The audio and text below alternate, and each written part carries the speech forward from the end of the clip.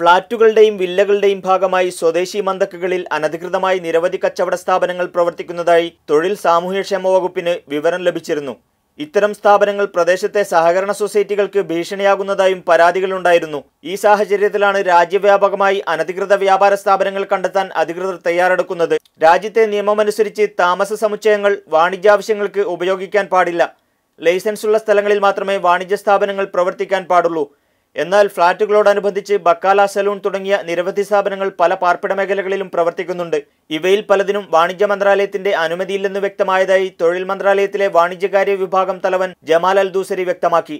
ഇതു സംബന്ധിച്ച് സ്വീകരിക്കേണ്ട നടപടികൾ ചർച്ച ചെയ്യാൻ തൊഴിൽ മന്ത്രാലയത്തിലെയും വാണിജ്യ വ്യവസായ മന്ത്രാലയത്തിലെയും ജോയിന്റ് കമ്മിറ്റി കഴിഞ്ഞ ദിവസം യോഗം ചേർന്നു. ആഭ്യന്തര മന്ത്രാലയം, കുവൈത്ത് മുനിസിപ്പാലിറ്റി എന്നിവയുമായി സഹകരിച്ചാണ് ഇത്തരം സ്ഥാപനങ്ങൾക്കെതിരെ റെയ്ഡും തുടർ നടപടികളും സ്വീകരിക്കുകയെന്ന് അൽ ദൂസരി കൂട്ടിച്ചേർത്തു. അതേസമയം വാർത്ത ഇത്തരം സ്ഥാപനങ്ങളെ ആശ്രയിച്ചു ജീവിക്കുന്ന പ്രവാസികളിൽ ആശങ്കയുണ്ടാക്കിയിരിക്കുകയാണ്. പരിശോധനകൾ സജീവമായാൽ മലയാളികളടക്കം നിരവധി പേർക്കാണ് തൊഴിൽ നഷ്ടമാകുക. Muneer Ahmed, media 1 Kuwait.